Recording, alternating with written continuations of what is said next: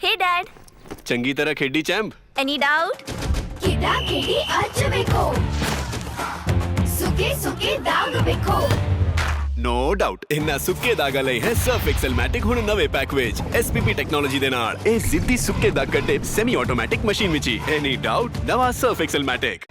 हरियाणा के उद्योग एवं वाणिज्य मंत्री राव नरबीर सिंह ने कहा कि इस बार अंतर्राष्ट्रीय व्यापार मेले का थीम विकसित भारत 2047 रखा गया है और हरियाणा मंडप में राज्य विकसित भारत से कदम ताल करते हुए प्रधानमंत्री श्री नरेंद्र मोदी के विजन को धरातल पर उतारने का काम कर रहा है, क्योंकि हरियाणा आशाओं और अवसरों का धरा है तथा हरियाणा की गिनती देश के संपन्न राज्यों में होती है। उन्होंने विश्वास जताते हुए कहा कि विकसित भारत विकसित हरियाणा की दिशा में हमारे ये निरंतर प्रयास देश को समृद्धि और सशक्तिकरण की ओर ले जाने के लिए महत्वपूर्ण भूमिका निभाएंगे। राव नरबीर सिंह भारत अंतर्राष्ट्रीय व्यापार मेला भारत मंडप नई दिल्ली में हरियाणा राज्य दिवस समारोह में उपस्थित लोगों को संबोधित कर रहे थे। इस मौके पर हरियाणा व्यापार मेला प्राधिकरण के प्रशासक श्यामलाल मिश्रा, हरियाणा व्यापार मेला प्राधिकरण के अधिकारी अनिल चौधरी, आर्ट अधिकारी हृदय कोचल, कल्चर अधिकारी तान्या सिंह व रेणु हुड्डा सहित अन्य अधिकारी उपस्थित रहे।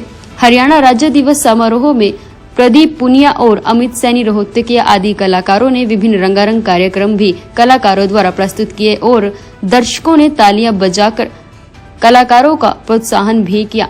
हरियाणा भारत के आर्थिक विकास का एक प्रमुख इंजन साबित हो रहा है। उन्होंने कहा कि हरियाणा ऑटोमोबाइल, आईटी और अन्य उद्योगों का बड़ा केंद्र है। यहाँ अति उत्तम संचार सुविधाओं, विकसित औद्योगिक संपदाओं, चमचमाते बोर्डे मार्गों, एक्सप्रेसवे रेल मार्गों व मेट्रो रेल का जाल बिछ चुका है। उन्होंने कहा कि हरियाणा देश के क्षेत्रफल का मात्र 1.34% और जनसंख्या का 2.9% है, लेकिन इसके बावजूद हमारा छोटा सा राज्य भारत के आर्थिक विकास का एक प्रमुख इंजन साबित हो रहा है। आज देश की सड़कों पर दौड़ने वाली दूसरी कार हरियाणा में बनती है। देश के 52% ट्रैक्टरों का निर्माण भी यहीं पर होता है। उन्होंने कहा कि भारत में समग्र विकास में हरियाणा की महत्वपूर्ण भूमिका है। इस समय जब देश संचार की बड़ी आर्थिक शक्ति के रूप में उभर रहा है और प्रधानमंत्री नरेंद्र मोदी ने 5 ट्रिलियन अर्थव्यवस्था का लक्ष्य रखा है, तो हरियाणा इसमें अपना अधिकतम योगदान कर रहा है। इंटरनेशनल ट्रेड फेयर का आज ये 47वां 43rd मेला है और मैं हरियाणा वासियों को शुभकामनाएं देता हूँ और अपना आपको सौभाग्यशाली समझता हूँ कि एक औद्योगिक मंत्री के रूप में आज मेरा यहाँ आगमन हुआ। देखकर अच्छा लगा और हरियाणा वासियों की यहाँ तकरीबन 32 स्टॉल लगी हैं। लोगों को अपना प्रोडक्ट दिखाने का, बेचने का मौका मिलता है। सारे हिंदुस्तान के लोग यहाँ देखने के लिए आते हैं। अच्छा व्यापार मिलता है और एक अच्छी शुरुआत है। देश में आज से 43 साल पहले ये शुरुआत की गई और दुनिया के लोग भी यहाँ आते हैं। सालों मेला लगा रहता है, ये साल में एक बार लगता है। सरस मेला भी लगता है और मेले भी लगते हैं। मुझे और मेलों में भी आने का अवसर मिला। अलग अलग चीज़ों के मेले लगते हैं और मैं अपनी तरफ से सभी प्रदेशवासियों को इसकी शुभकामनाएं देता हूँ।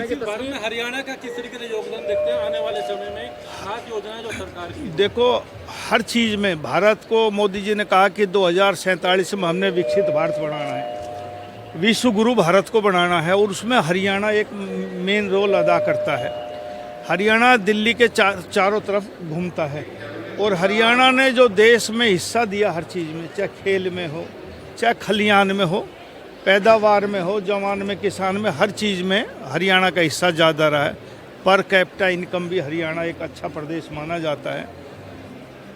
तो मैं ये मानता हूँ कि विकसित भारत जब बनेगा जब हरियाणा मजबूत होगा और हरियाणा ने विकसित भारत बनाने में मोदी जी का साथ देने में एक अहम भूमिका निभाएगा। सर, विपक्ष लगातार सवाल उठाता रहता है और सर, विपक्ष का काम ही आलोचना करना है। कोई भी सरकार बने, जो भी विपक्ष बनता है उसका काम आलोचना करना होता है। आलोचना जो करेंगे उससे सरकार सतर्क रहेगी और आलोचनाओं को भी हम दूर करेंगे। यदि वे सच्चाई कहेंगे तो हमें यदि कोई खामियां होंगी तो हम उनको दूर करने की कोशिश करेंगे।